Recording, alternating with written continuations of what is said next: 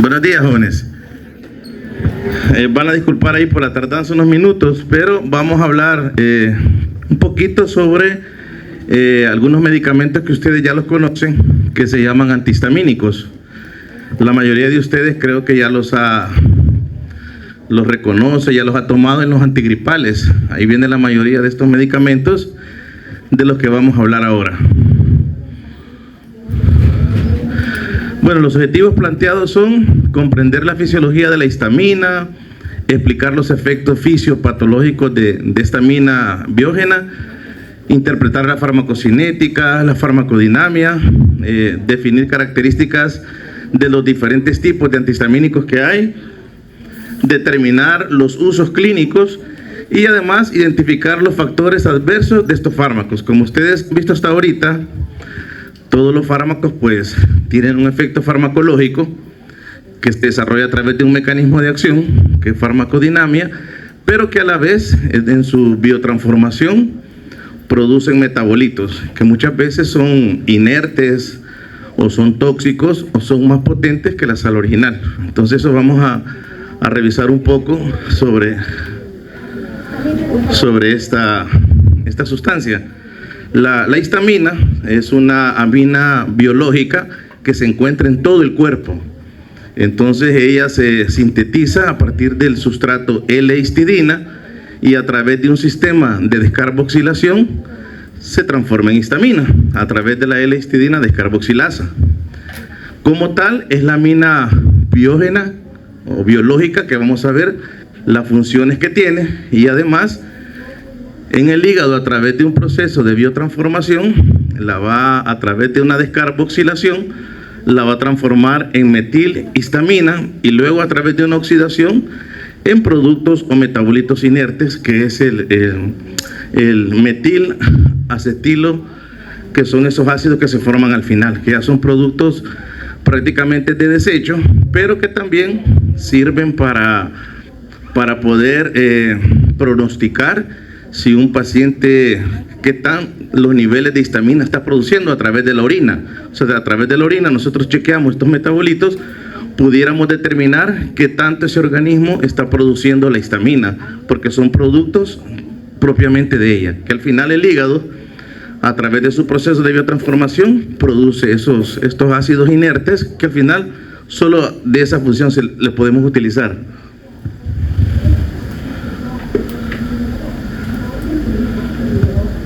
Como les decía, la histamina la encontramos en todo el cuerpo, prácticamente es sintetizada en las células del sistema inmunológico, que es como los basófilos y los mastocitos, pero también la encontramos, se sintetiza en las células nerviosas, en los monocitos, células T y células del tipo enterocromafín, que las encontramos en el intestino.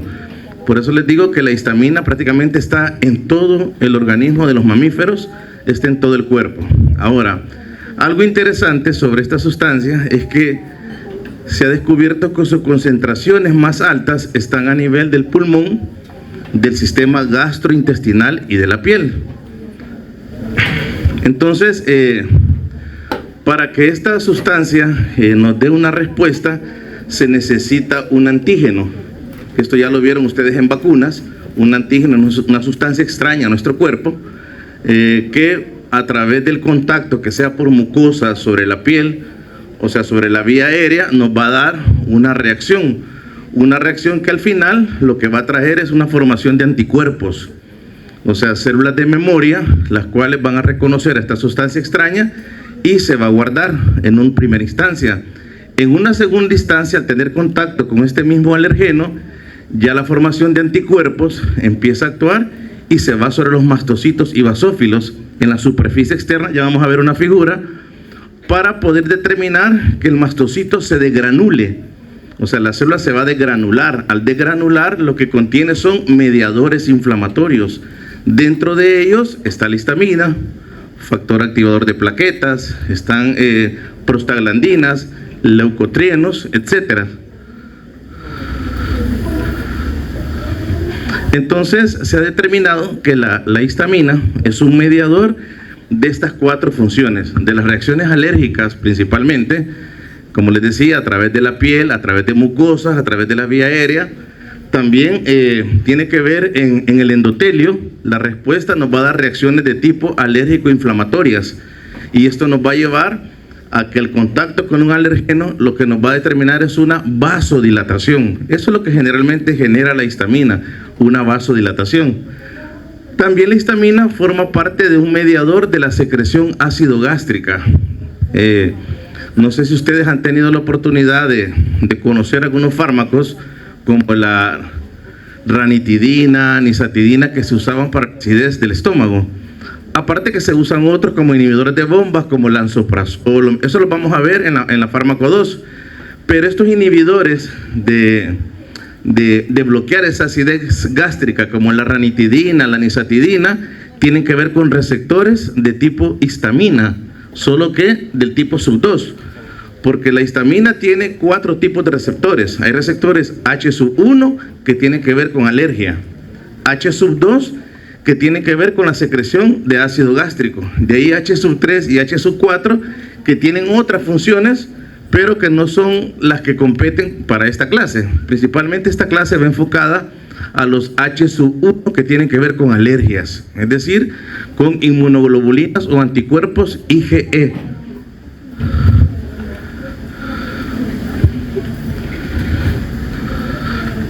Entonces, la histamina también se le considera un autacoide, una estructura de 20 carbonos, el cual se secreta de manera local donde se encuentra, y esto puede activar la actividad de muchas células vecinas. Además de eso, como les decía, la histamina, al encontrarse en todo el cuerpo, tiene lugares estratégicos donde están sus receptores. Y por ejemplo, aquí tenemos los tejidos. Ustedes van a ver, tenemos los pulmones, músculo liso vascular, el endotelio. Sabemos que el endotelio es tan importante. ¿Se acuerdan dónde está el endotelio? En los capilares sanguíneos, también en los órganos, ahí hay endotelio. Entonces, tenemos en los nervios periféricos, en el corazón, el estómago y el sistema nervioso central. Ahí tenemos histamina.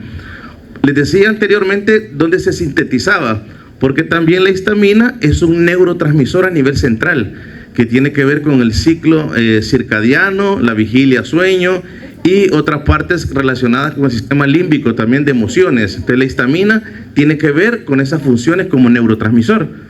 Entonces veamos esta parte de las acciones fisiológicas que tiene la histamina como tal. En los pulmones, la histamina va a producir broncoconstricción a través de receptores H1. Y ustedes van a ver manifestaciones, síntomas similares al asma, dice ahí. Se ha determinado, de hecho ahora vamos a tener la taller de respiratorio, se ha determinado que el paciente asmático o hiperreactor bronquial tiene una sensibilidad 1000 veces mayor a la histamina que a alguien que no es hiperreactor bronquial. Por ejemplo, nosotros, alguien está barriendo esta parte de acá donde hay polvo. Si no somos asmáticos, nos va a estornudar, nos puede picar la nariz, pero hasta ahí. Pero a alguien que sea asmático le va a generar una crisis de asma, y eso lo puede complicar, porque en todos estos alergenos de polvo, ahí hay también sustancias que se va a activar la histamina.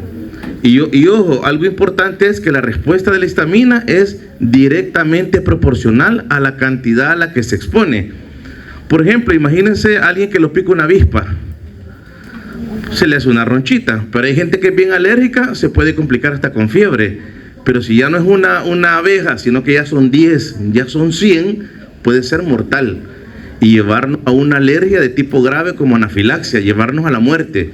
Entonces la cantidad de histamina que se va a desencadenar como mediador inflamatorio es directamente proporcional a la respuesta que va a dar. Entonces veamos, en el pulmón la histamina da broncoconstricción.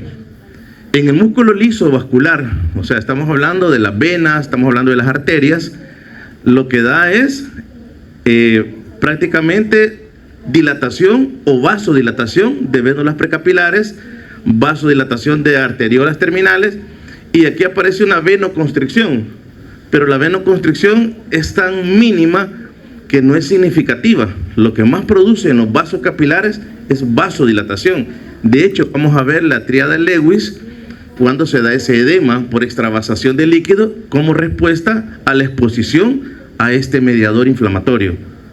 En el endotelio vascular va a haber contracción y separación de las células endoteliales, y la respuesta que manifiesta va a ser edema y respuesta con pápula, como cuando nos pica una avispa o una hormiga, que se nos hace una roncha, va a estar rojo, va a estar caliente y pueda que haya picor y además de dolor. Respuesta de mediadores inflamatorios que están detectando que hubo una sustancia extraña en contacto y se ha dado esa respuesta.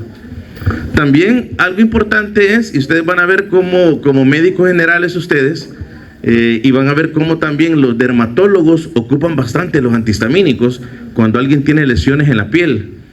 Por ejemplo, que genere picor o prurito, que pica. Entonces se dejan antihistamínicos porque la histamina también sensibiliza terminales nerviosas aferentes y eso se traduce en prurito y dolor a través, fíjense bien, siempre de receptores H1. Estamos hablando receptores que tienen que ver con procesos de alergia. Luego tenemos en el corazón,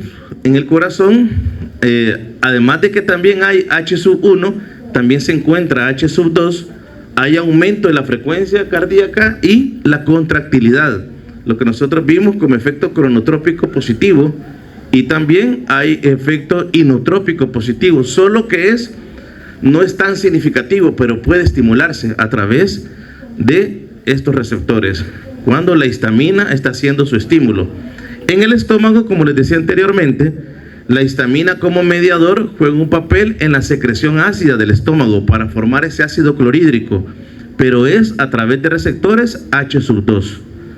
O sea, por eso los usamos. Las manifestaciones clínicas, puede haber una úlcera, una pirosis. Una pirosis es cuando se nos regurgita los alimentos y nos quema el esófago. Se nos viene hasta la orofaringe el contenido ácido que nos quema.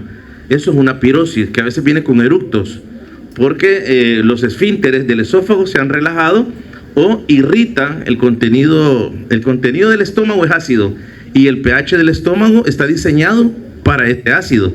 El del esófago es diferente, es como la palma de la mano, la piel, el epitelio este es uno y este es más resistente. Entonces al irritarse se abre el esfínter y permite un reflujo a que el contenido nos irrite la cavidad oral. Entonces nosotros podemos usar medicamentos que bloqueen a la histamina para evitar este problema. Fíjense bien, este cuadro son funciones fisiológicas de la histamina en el ser humano. Luego tenemos en el sistema nervioso como un neurotransmisor y tiene que ver, como les decía, con ritmos circadianos y la vigilia, así como la serotonina, que también ya la vimos en algunos fármacos que ya revisamos. Entonces aquí pueden ver ustedes que de los receptores del que vamos a hablar ahora esta clase va sobre los H1, que tiene que ver con alergia. Los H2 los vamos a ver enfocado más en el estómago cuando veamos la fármaco 2, lo que es sistema digestivo. Y si se fijan, los sub3 tienen que ver como neurotransmisor la histamina. Entonces, les decía yo de que los procesos alérgicos se dan como en dos etapas. Primero, hay unas reacciones alérgicas agudas, es decir, hay liberación de mediadores preformados presentes en los gránulos, ahí hay también interleucinas y quimiosinas. Entonces, en primer contacto con los alergenos, estas células van a estimular la producción de anticuerpos, inmunoglobulinas tipo E, por los linfocitos B. En una segunda ocasión o en una segunda exposición al alergeno, eso va a depender de la combinación de mecanismos y un reclutamiento de eosinófilos, liberación de productos de mastocitos por factores liberadores de histamina. Es decir, en el primer evento quedan como células de memoria, se forman los anticuerpos. En un segundo evento es más rápido porque ya los anticuerpos reconocen a esa célula y luego empieza la liberación de mediadores de la inflamación para dar lo que ya vimos en todos los tejidos. Por eso es que imagínense ustedes en alguien que sea alérgico a la penicilina, que sea alérgico a los mariscos, que sea alérgico al chocolate, etcétera. Si se expone a esas sustancias alérgicas, así va a ser la cantidad de histamina que va a liberar y otros mediadores de la inflamación que pueden llevarlo a una reacción alérgica mortal como la anafilaxia. Por eso es de que debemos de tener cuidado porque todo este proceso se va a desencadenar. Y aquí teníamos un esquema que está en el Velázquez, también en el Golan hay una figura muy interesante, donde aparece la exposición del alergeno al linfocito B. Eso va a generar que la célula plasmática forme anticuerpos de tipo inmunoglobulina E, que son los que están acá, y luego estos anticuerpos van a hacer contactos en los receptores de superficie que tiene el mastocito y basófilo.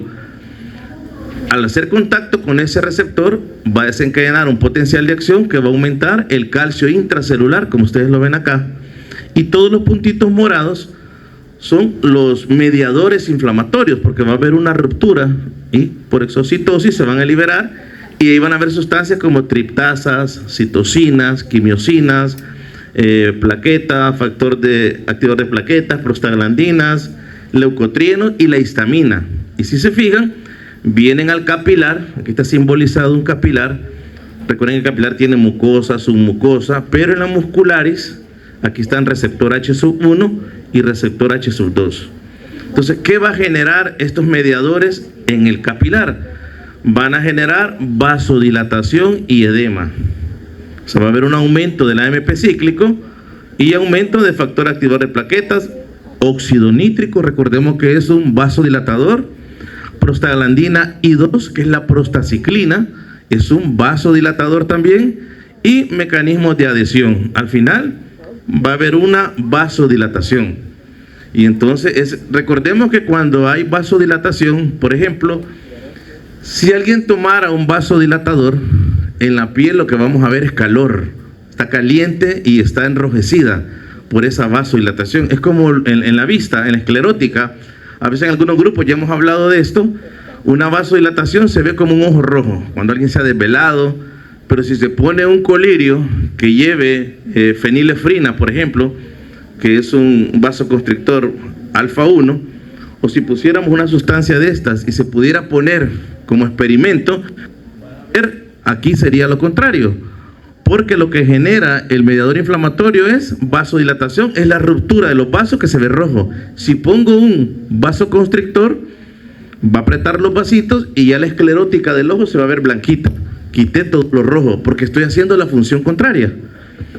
Este otro esquema trata de simbolizar lo mismo. Si se fijan, está el antígeno, que son estas estructuras verdes simbolizadas. El mastocito ya tiene la formación de anticuerpos y la liberación de los mediadores tiene que ver con la secreción ácido gástrica a través de receptores H2, tiene que ver con la vasodilatación, como veíamos acá a nivel del músculo liso, y en los bronquios tiene que ver con broncoconstricción. Fíjense bien, son mediadores inflamatorios. Y en la piel, lo que nosotros vamos a ver como la roncha, como el edema, el calor, el rubor que está enrojecido, producto de estos mediadores, encabezándolo la histamina. Entonces, si se fijan, hasta ahorita hemos hablado de situaciones normales, de cómo la histamina tiene que ver con el sistema inmunológico, tiene que ver a nivel del cerebro como neurotransmisor. Entonces, lo que les decía anteriormente, que de la histamina se han descubierto 4 receptores. Aquí nos vamos a enfocar más en los receptores tipo H1 y los H2 lo vamos a ver en la fármaco 2. Entonces, estos H1 se encuentran en el músculo liso de las vías respiratorias. ¿Se recuerda cuando veíamos autónomo? En autónomo estábamos claros que el autónomo controla 3 estructuras o 3 sistemas en general. ¿Se acuerda cuáles son? 3 elementos que encierran lo que hace el autónomo en nuestro cuerpo. ¿Qué controla y regula el autónomo? A ver. Sí, pero en las vísceras hay algo más. Son con 3 cosas que digamos, ahí hablamos de todo. Músculo liso. ¿A dónde hay músculo liso? Arterias, venas, vísceras. Ok, músculo liso. ¿Qué más? ¿Cómo? Ahí hay músculo liso. A ver, esto ya lo vimos. Mande. Las glándulas, correcto. 2, falta 1. A ver, ¿qué más controla y regula el autónomo? El miocardio, correcto.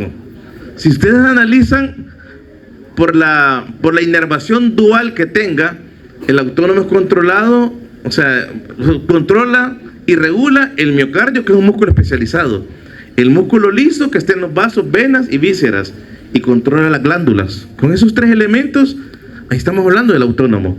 Entonces vean acá, los receptores H1 se encuentran en el músculo liso de las vías respiratorias, aparato gastrointestinal, genitourinario, sistema cardiovascular, médula suprarrenal, células endoteliales, linfocitos y cerebro. Está en todo. Pero decíamos en un inicio que estudios han determinado que se encuentran más concentraciones a nivel gastrointestinal y a nivel de pulmón. Entonces la expresión de este receptor puede cambiar durante ciertos procesos, ya que la intensidad de los síntomas alérgicos, es lo que les decía, es proporcional a la cantidad de histamina liberada. Ahora, se han hecho experimentos, porque aquí quiero aclarar algo. Todo lo que hemos visto son funciones fisiológicas de la histamina. Y si se fijan, nos protegen también, pero en la medida que nos exponemos a alergenos cantidades mayores, exponemos nuestra vida también a afectarla. Entonces, si se fijan, lo que nosotros, los fármacos que vamos a usar están enfocados a bloquear la función de la histamina. O sea, los fármacos están enfocados en tres líneas. Uno, a evitar la degranulación, a evitar que la histamina se una a su receptor. Y la otra es de una manera fisiológica a través de la adrenalina. Entonces son tres esquemas o tres maneras o mecanismos de poder bloquear la función de ella, cuando al final la carga alta de ella nos va a llevar a una alergia grave. Entonces, vean acá, la respuesta típica de la histamina es la producción de la vasodilatación, así como los anestésicos generales que producen vasodilatación. Entonces, a través del receptor H1, las células endoteliales, su activación determina la formación de mediadores inflamatorios, óxido nítrico, factor activador de plaquetas y prostaciclina a nivel del endotelio. Luego, a través de los receptores H2, que están ubicados en músculo liso también, vascular, estimula y produce la formación de AMP cíclico. Por lo consiguiente, eso va a llevar a una dilatación más lenta y sostenida derivada del receptor H1. O sea, en el corazón también tenemos H2, como vieron anteriormente, que puede llevar a una taquicardia y a un aumento de la frecuencia cardíaca a través de este receptor.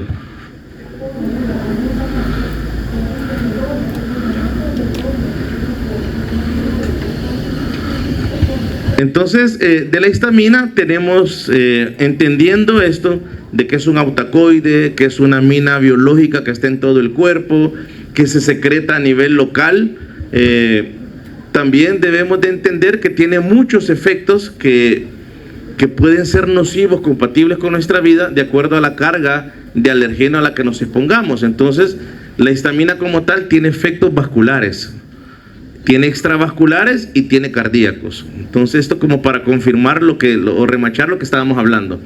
A nivel vascular, hay dilatación de vasos y capilares sanguíneos pequeños, que va a producir una hipotensión y colapso circulatorio. Y en el cerebro, esa vasodilatación va a producir cefalea palpitante, y en la piel eritema. Generalmente las cefaleas son por vasodilatación. Por ejemplo, las migrañas, la hipótesis que más se sostiene es que hay un elemento vascular y nervioso. O sea, el cerebro no tiene receptores del dolor, pero sí las meninges, las que envuelven el cerebro y lo protegen. Entonces ahí van los vasos, vena, arteria, nervio, siempre van a la par. Entonces lo que sucede es, al darse una vasodilatación, eso estimula el nervio y es el dolor que se puede sentir en una migraña. Por eso es que muchos de los fármacos que también se ocupan para la migraña tienen que ver con receptores de serotonina, y lo que hacen es estimular unos receptores de serotonina para que se dé una vasoconstricción, porque el vaso está dilatado, entonces lo vamos a apretar y con eso se va a regular y quitar la cefalea en una migraña. Entonces vean, al haber una vasodilatación produce cefalea pulsátil y también en la piel eritema, que es enrojecimiento, y se va a dar una extravasación capilar, lo que se va a traducir en la nariz una congestión nasal. Por ejemplo, cuando nos da gripe o alguien padece de sinusitis, cada rato andamos así, como queriendo respirar, o se nos tapa una fosa. Lo que sucede en la mucosa es que hay una vasodilatación. No sé si en Anato, tal vez algún esquema pudieron ver de un corte para poder ver la nariz por dentro, donde se logran ver los cornetes y los meatos. Recordemos que eso es pura mucosa. Cuando nosotros alumbramos las fosas nasales, vamos a ver como unas pelotitas. Esos son los cornetes, porque son como conchas que hacen que el aire, cuando lo respiramos, forme turbulencia. Y los vellitos que tenemos filtran el aire, la turbulencia lo va a calentar y la mucosa lo va a humedecer. Porque también tenemos los senos paranasales, que es como un sistema de ventilación que nosotros tenemos. Entonces prepara el aire para que lo podamos respirar. Entonces cuando alguien anda así respirando de esa manera o que se congestiona, lo que hay es una vasodilatación en la mucosa y ahí hay mediadores inflamatorios. De hecho, en la sinusitis se dejan antihistamínicos, y si está complicada con dolor en los senos paranasales y mal olor en la nariz, o sea, ya hay una infección, se dejan antibióticos y se pueden dejar antiinflamatorios también. Entonces vean, la extravasación capilar va a llevar a esa congestión nasal, a un edema y eritema, visto como un efecto vascular. Como un efecto extravascular, en el músculo liso intestinal y bronquial va a producir broncoconstricción estos mediadores, encabezados por la histamina. La histamina, al estimular esos receptores H1, de lo que les decía, las personas que padecen problemas de asma o problemas de enfisema son más sensibles a las acciones respiratorias de la histamina. Tal es así que la histamina como tal no se vende como medicamento, sino que experimentalmente se han hecho pruebas en spray, en cobayos, para ver la reacción que va a tener el bronquio o la vía aérea de estos animalitos. Pero la histamina, como la acetilcolina, no te la venden de que a alguien le haga falta histamina y pongámosle histamina, ¿verdad? Sino que usamos medicamentos para bloquear las acciones de ella. Y a nivel cardíaco pueden haber taquicardia, lo que habíamos visto. Sin embargo, niveles elevados de histamina, o sea, en un choque de histamina, va a alterar el sistema de conducción eléctrico a nivel cardíaco, lo cual puede causar arritmias y colapso cardiovascular. Todo esto sucede en una anafilaxia. En una anafilaxia va a haber hipotensión, van a haber problemas de arritmias y colapso cardiovascular a nivel circulatorio, además del angioedema de la vía aérea que va a cortar el paso de la respiración. Por eso es de que una anafilaxia puede ser de segundos a minutos de tratar al paciente si lo tiene, porque se nos puede morir. Entonces decíamos, ya que se encuentra en todo el organismo, en el sistema nervioso, la histamina es un estimulante potente de las terminaciones nerviosas sensitivas, en particular en la fibra que tiene que ver con el dolor y con el prurito. Entonces, eso es un efecto importante en la respuesta urticariana y las reacciones a las picaduras de insectos. También se ha determinado que los receptores H3 presinápticos intervienen de manera importante en la liberación de neurotransmisores en el sistema nervioso, como lo vimos en el cuadro anterior, como un neurotransmisor que tiene que ver con el ciclo circadiano. Ahora, en músculo liso de diferentes órganos, por ejemplo las embarazadas que sufren reacciones anafilácticas pueden abortar como consecuencia de contracciones inducidas por la histamina. Recordemos que es un mediador poderoso de la inflamación. Y en el tejido secretor, lo que les decía anteriormente, es un estimulante potente de la formación del ácido clorhídrico, entonces, y en menor magnitud de la pepsina gástrica y de la producción del factor intrínseco.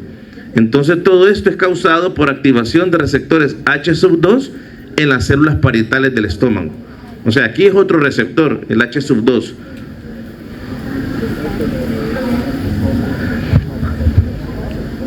Y aquí lo que les mencionaba, que lo van a encontrar en el libro, la triple respuesta. O sea, si nosotros experimentalmente le inyectáramos intradérmicamente a alguien una cantidad de histamina, eso le va a producir rubor, edema y eritema, descrito por primera vez en el tiempo como la triada de Lewis. Ese efecto comprende la intervención de 3 tipos de células: células del músculo liso en la microcirculación, el endotelio capilar, como ya lo vimos, y las terminaciones sensitivas. Entonces, donde se aplica la inyección hay enrojecimiento por la dilatación de los vasos finos, seguido a corto plazo por una roncha edematosa y un eritema rojizo irregular alrededor de la roncha. A muchos de nosotros ya un zancudo nos puede picar, una hormiga nos puede picar, y se nos hace esa roncha, se nos pone rojito, nos pica, nos rascamos y a veces puede pasar hasta ahí. Pero hay gente que es bien sensible, que probablemente eso le genere un problema mayor. O imagínense si nos picara un alacrán o si nos picara una serpiente. Ya los venenos son mucho más poderosos, el alergeno que tiene, y se liberan cantidades de histamina también. Entonces, les decía que dentro de los usos clínicos, ¿sí?,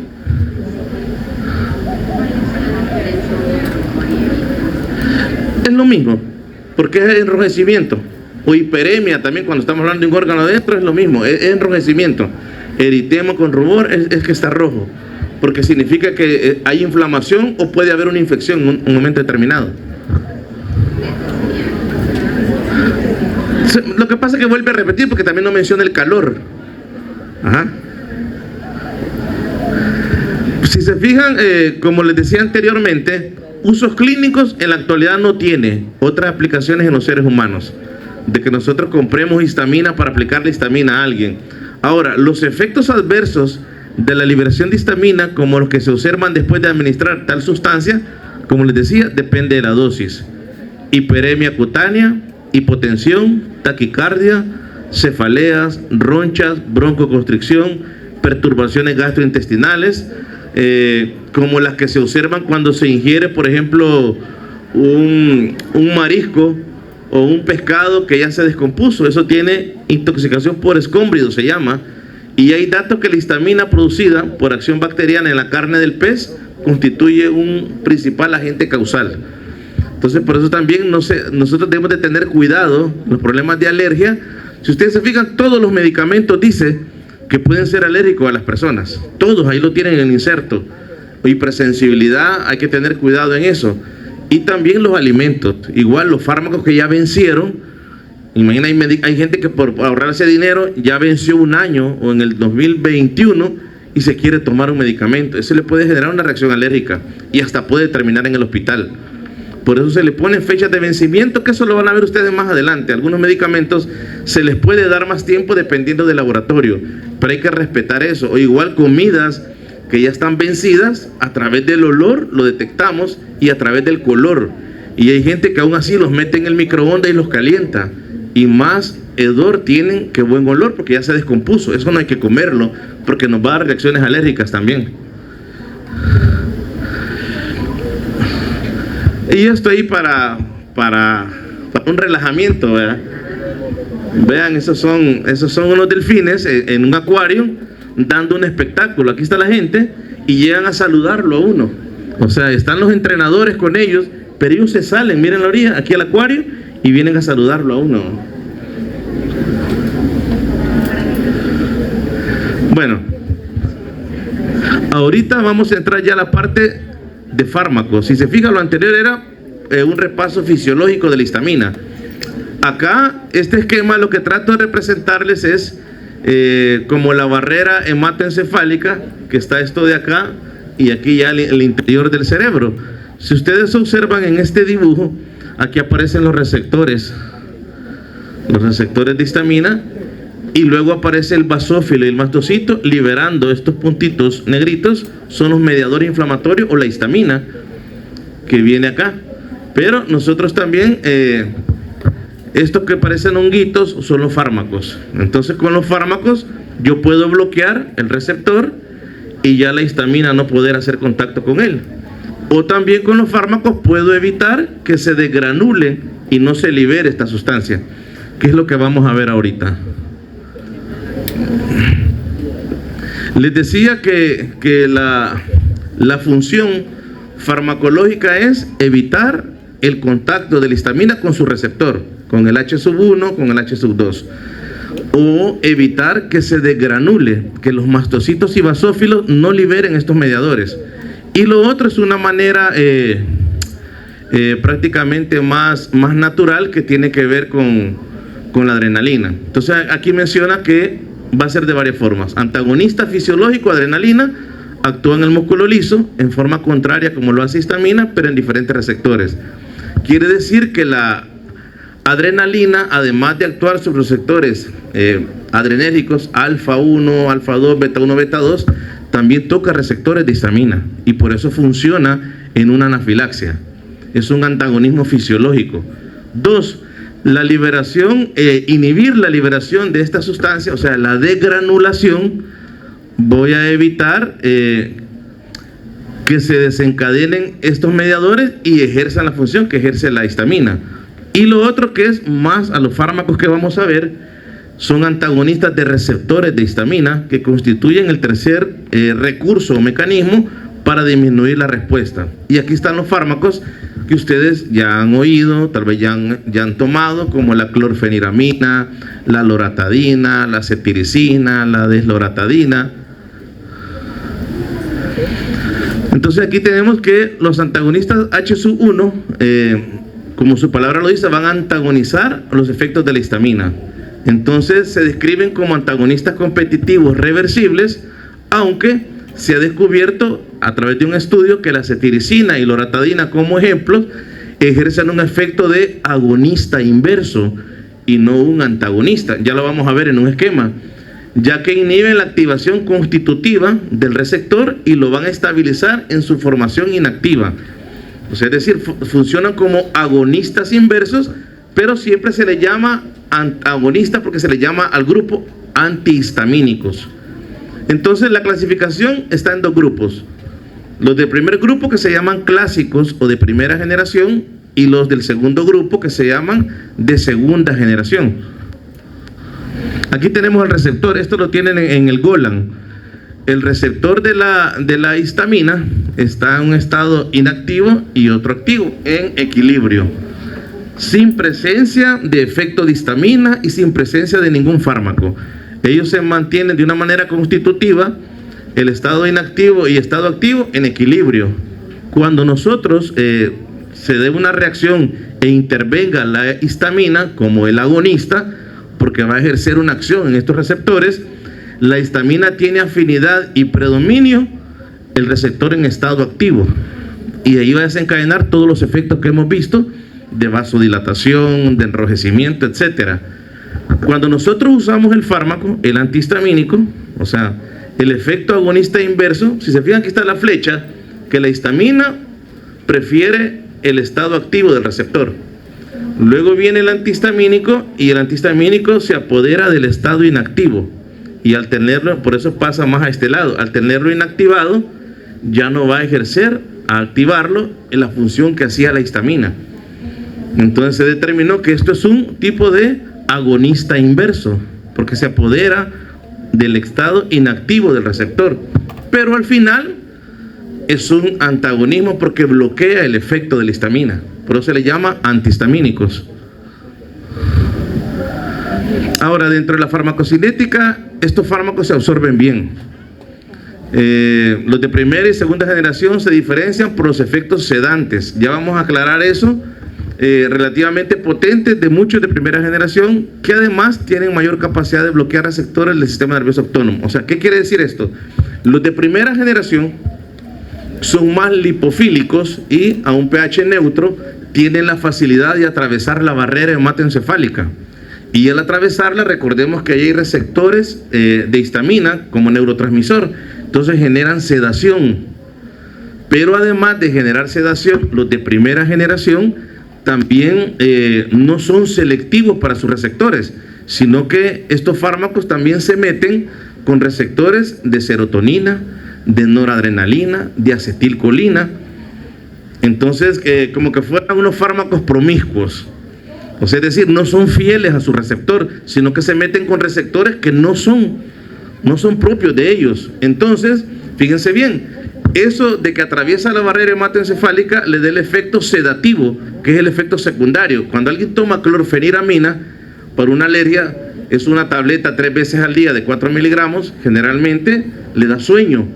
Y eso es peligroso porque también cuando nosotros vemos un paciente debemos de saber la ocupación de él. Si estudia, si trabaja, de qué trabaja, si trabaja de noche. Porque si le damos estos fármacos, imagínense en un turno manejando un carro o una maquinaria, se va a dormir, se puede matar él y matar a otras personas. Por eso ustedes van a ver que los anuncios de los antigripales dice de día, de noche y apaga la lámpara. Porque de día están usando medicamentos que son de segunda generación, que no son sedativos. ¿Por qué no son sedativos? Porque no atraviesan la barrera hematoencefálica. Algunos libros dicen que la atraviesan, pero es muy mínimo y no es tan significativo. Y por eso los de segunda generación se les considera no sedantes. A los de primera sí. Ojo, pero van a ver ustedes también que hay pacientes, cuando ya ustedes empiecen a tratar pacientes, que hay pacientes incluso con una loratadina le da sueño, son bien sensibles. Entonces hay que tener más cuidado todavía. Pero como regla general, los estudios que se han hecho, y lo dicen las farmacologías, los de primera generación se meten con otros receptores. Tienen facilidad de atravesar la barrera hematoencefálica y su efecto secundario principal es la sedación. Pero al tener contacto con otros neurotransmisores o receptores, fíjense bien, tienen otros efectos secundarios de primera generación, porque sirven para el vómito, son antieméticos, son anticinetóxicos. La cinetosis es el vértigo cuando vamos en un vehículo. Entonces, tienen esta función, son anticolinérgicos. O sea, la acetilcolina, si ustedes recuerdan, cuando vieron Autónomo y las clases que hemos visto y las talleres, también es la responsable de muchas secreciones. Cuando tenemos catarro o una gripe y tenemos rinorrea hialina, que es por la nariz, pura agua que goteamos, que no nos deja estudiar, que nos estamos limpiando, nos lastimamos.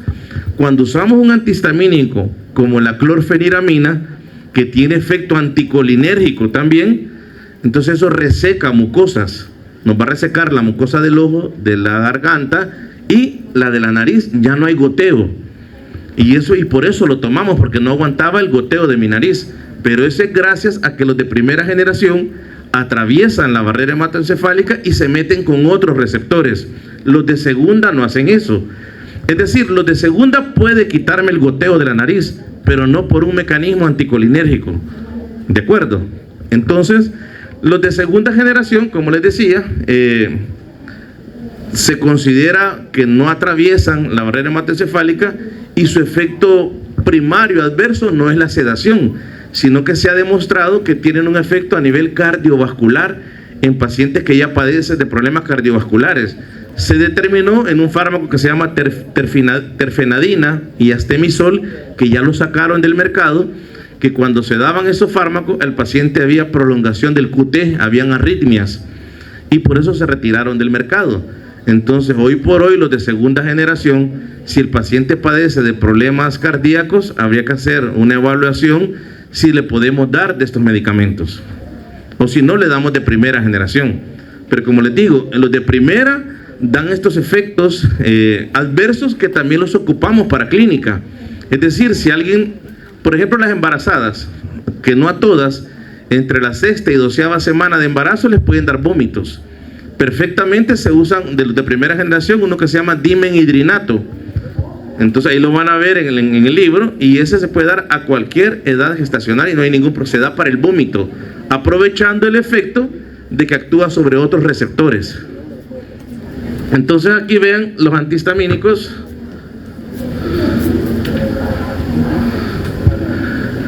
Los anti-H1 clásicos bloquean receptores H1 en el sistema nervioso, efecto sedación, lo que les decía, y en la periferia, pero su acción no es completamente selectiva. Lo que les decía, inhibe receptores de acetilcolina, noradrenalina, serotonina y dopamina. Los anti-H1 de segunda no son sedantes, son más selectivos a sus receptores H1 porque no atraviesan la barrera hematoencefálica. Entonces los antihistamínicos H1 tienen propiedades antialérgicas, y los clásicos poseen además propiedades antieméticas, anticinetóxicas y antivertiginosas. Por eso que les digo que actúan sobre otros receptores. Y aquí tenemos también otro esquema donde van a ver ustedes que los antihistamínicos H1 se meten con receptores colinérgicos. Miren, aumenta la sequedad de la boca, retención urinaria, taquicardia sinusal, los alfa-adrenérgicos, mayor hipotensión, mareos, taquicardia refleja, serotoninérgico, aumenta el apetito, y como antihistamínico H1 tienen que ver en disminuir la inflamación alérgica, disminuir el prurito, los estornudos, la rinorrea, disminuir la neurotransmisión del sistema nervioso central, aumentan la sedación, disminuye el rendimiento cognitivo y psicomotor y también aumentan el apetito. Vean, esos son los efectos de los antihistamínicos H1. Y aquí este esquema, que también es del Velázquez, para que ustedes vean que hay una gran cantidad de fármacos. Aquí están los clásicos que el que más vemos que se prescribe en la unidad de salud es la clorfeniramina, que también tiene un efecto antitusivo, la prometacina, la hidroxicina, aquí está el dimenhidrinato, difenhidramina, que también sirven para los vómitos. Y luego de segunda generación, acelastina, cetiricina, levocabastina, levocetiricina, loratadina, misolastina, terfenadina, que ya no está en el mercado, ya se retiró. Pero decirles también que los de segunda, o sea, cuando hay una primera generación y una de segunda, tienen que haber cambios. Los de segunda también, otro cambio que tienen es que se puede dar una tableta al día. En cambio, los de primera generación, si damos clorfeniramina, son 3 tabletas al día. Eso hace una diferencia y más comodidad para el paciente, porque se le olvide tomar los medicamentos. Y el efecto es tan bueno, si hablamos de eficacia, como los de primera como los de segundo para las alergias. Ahora, lo otro también es que estos fármacos de segunda, cuando pasan por el proceso de biotransformación a nivel hepático, ya sabemos que se producen metabolitos. Entonces, la loratadina produce la desloratadina, que va a ejercer un efecto mucho más eficaz que la sal original. Entonces, los que fabrican estos fármacos se dieron cuenta de ello y ahora ya te venden la desloratadina, solo que es más cara que la loratadina, como ahorrarte que el hígado haga ese proceso, pero es más cara. Entonces, la levocetiricina también. Entonces, van a haber varias sales que son mucho más eficaces. Y aquí les traía también este cuadro, es del Katsum, para que ustedes vean que los de primera generación son los que se meten con otros receptores y los de segunda respetan la selectividad de esos receptores. Tanto es así que si ustedes ven aquí arriba, dice actividad anticolinérgica, y los que están de este lado, de esta barra oscura para arriba, son de primera generación. Si se fijan, todos ellos tienen 3 cruces, ya vamos a ver estos 2 que no, la mayoría tienen efecto anticolinérgico, se meten con receptores de acetilcolina. Si vemos los de segunda generación, aquí solo aparece fexofenadina, loratadina, cetiricina, no tienen acción anticolinérgica, porque son selectivos. Y de esto solo aparece ciclicina y meclicina como derivados de la piperacina, que no tienen efecto anticolinérgico, pero de ahí, en general, todos los de primera generación se meten con otros receptores. Y el problema también que si el paciente no tiene ese goteo nasal y le estamos dando bastante antihistamínicos de primera, le estamos resecando las mucosas. Por eso es algo también hoy que vamos a ver en respiratorio.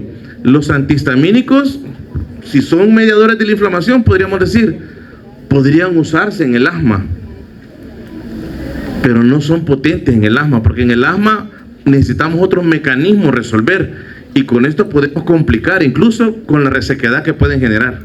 Pero eso lo vamos a ver en la taller de ahora. Las indicaciones clínicas, que ustedes con lo que hemos hablado ya tienen una idea mucho más general, se usan con frecuencia reacciones alérgicas agudas, urticaria, fiebre de heno, picaduras de insectos, rinitis, dermatitis. Debido a la sedación, se utilizan como auxiliares para inducir el sueño. Por ejemplo, en los niños que se rascan las picaduras o los granitos, muchas veces también nos funcionan usar de primera generación porque los hacemos dormir, y dormidos se van a rascar menos que estando despiertos. O para aliviar el mareo por movimiento, el Dramamine, o sea, es un nombre comercial del dimenhidrinato, y algunos como la clorpromacina, prometacina, son extremadamente eficaces para reducir las náuseas y el vómito. Vean, de primera generación. Por su capacidad de secar secreciones nasales, los anti-H1 suelen encontrarse en antigripales y jarabes para la tos. Los más utilizados, clorfeniramina, bromfeniramina y doxilamina. La doxilamina te da sueño, te da bastante sueño. Los efectos secundarios más comunes, somnolencia, sedación, serostomía, que es sequedad de la boca, hipotensión, taquicardia, anorexia y retención de la orina. Y luego acá las estrategias, ¿verdad? Aquí tenemos el alergeno, la síntesis de inmunoglobulina, de granulación, mediador inflamatorio y los síntomas que va a producir todo este proceso inmunológico. Pero dijimos de un inicio, es una mina biológica que está en todo el organismo y también tiene que ver con nuestras defensas. Entonces, las estrategias, evitar alergenos. Si ya sabemos que somos alérgicos a ciertas sustancias o incluso el asmático, se le tiene que evitar contactos con peluches, contactos con polvos, con lociones. Podemos usar vacunas para producir anticuerpos, podemos estabilizar el mastocito, podemos usar antagonistas de receptores de leucotrienos, histamina o corticosteroides según sea la gravedad del paciente. Y esto es como una manera de resumen que son cápites que tiene el Velázquez. Ve ahí al final te dice el efecto secundario de los primera generación, la sedación, los de segunda generación te dice la prolongación del QT, que son las arritmias, y el uso clínico de ellos, pues tratamiento sintomático de procesos alérgicos, rinitis, urticaria, dermatitis, y lo que les decía, los de primera generación también funcionan en cinetosis, vértigo, vómitos, y otros también se pueden usar como hipnóticos, la doxilamina. La doxilamina se puede usar como hipnótico. Dígame.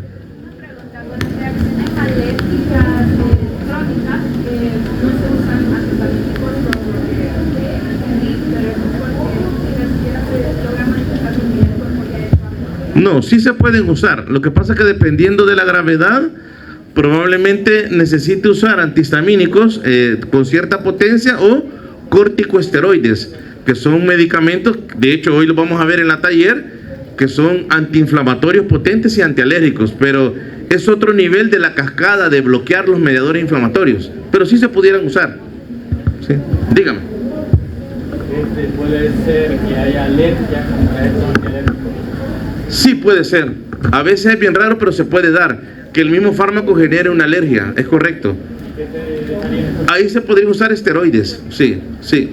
Lo que pasa es que el esteroide, cuando veamos la clase vamos a ver que son medicamentos muy eficaces, muy buenos, pero hay que saberlos usar, porque hay inyectados, hay inhalados y hay tópicos y hay vía oral. Entonces, dependiendo de lo que nosotros queremos, podemos resolverlo.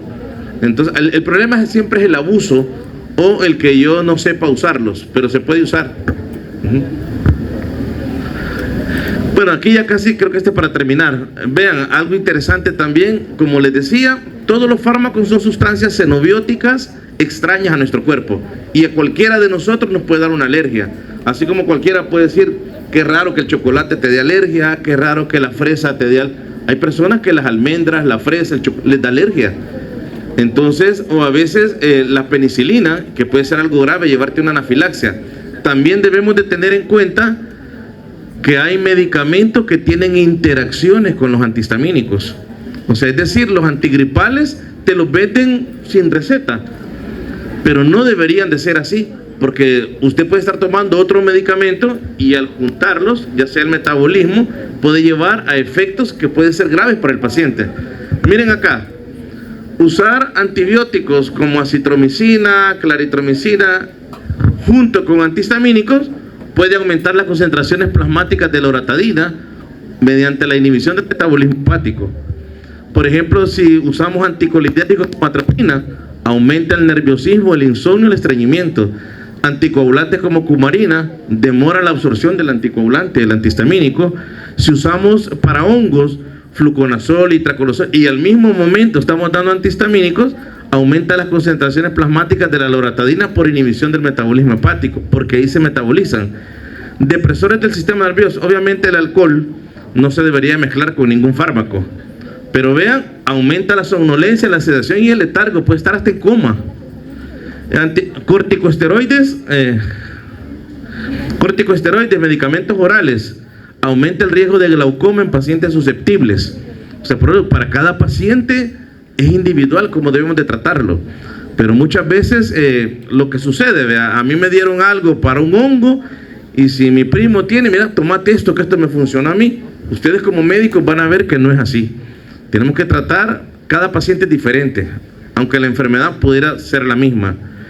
Y vean esto que ya lo vimos, inhibidores de la MAO, anfetaminas y tranilcipramina, intensifica los efectos de secamiento de los antihistamínicos y puede causar hipotensión con fenotiacinas. Entonces también hay que tener en cuenta si el paciente está tomando medicamentos o le vamos a dejar una mezcla de esto, por cuánto tiempo y no poder abusar de tener interacciones con el paciente. Bueno, creo que aquí sería lo último. Terminamos.